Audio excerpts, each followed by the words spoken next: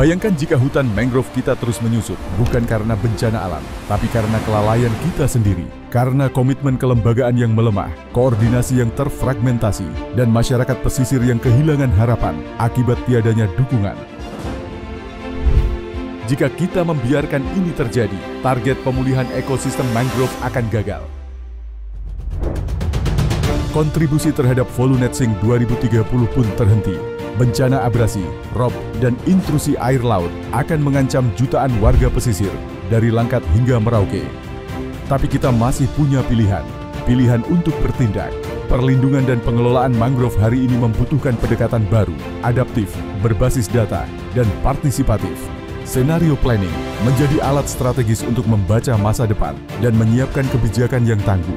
Dengan integrasi data spasial, tipologi sosial ekologis, dan kesatuan lanskap mangrove, kita menjawab satu pertanyaan penting. Seperti apa masa depan mangrove Indonesia? Indonesia memiliki potensi besar untuk memulihkan ekosistem pesisir dengan sekitar 769.824 hektar lahan yang dapat dikembalikan menjadi hutan mangrove. Lahan ini mencakup area terabrasi, tambak tidak aktif, tanah timbul, dan kawasan terbuka. Peluang kedua dari alam yang perlu kita manfaatkan. Selain itu terdapat 80.668 hektar mangrove yang tumbuh jarang dan perlu diperkuat. Namun, dari target besar tersebut, rehabilitasi baru mencapai 85.461 hektar pada 2020 sampai 2024, sehingga masih tersisa sekitar 684.363 hektar yang harus dipulihkan. Namun di lapangan masih banyak wilayah yang berjalan dalam skenario top-down teknis, kecepatan tanpa kedalaman, proyek yang menanam tapi tidak tumbuh. Tanpa partisipasi, kita kehilangan daya tahan jangka panjang. Lebih dari 123 lanskap telah dipetakan, tapi hanya seperempat yang benar-benar kita pahami secara sosial ekologis. Apakah kita cukup puas dengan angka luasan? Dunia usaha pun ikut bergerak. Di Indramayu, PT Pertamina Gas menanam ribuan mangrove yang tak hanya menahan abrasi, tapi juga meningkatkan kunjungan wisata hingga 16,1%.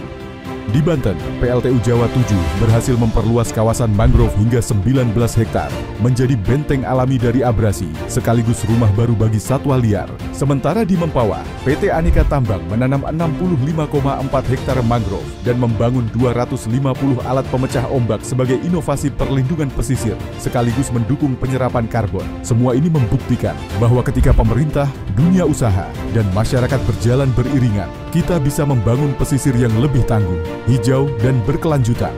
Dan yang harus kita hindari, skenario krisis terabaikan. Ketika semua pasif, ketika masyarakat menyerah, abrasi meluas, biodiversitas hilang, dan masa depan pesisir hancur. Jika kita diam, bencana akan berbicara lebih keras. Inilah saatnya kita bertindak sebelum terlambat. Pemulihan harus berbasis ilmu pengetahuan dengan mempertimbangkan 4 aspek penting: kondisi biofisik, sosial budaya, ekonomi masyarakat, serta kelembagaan dan data pendukung.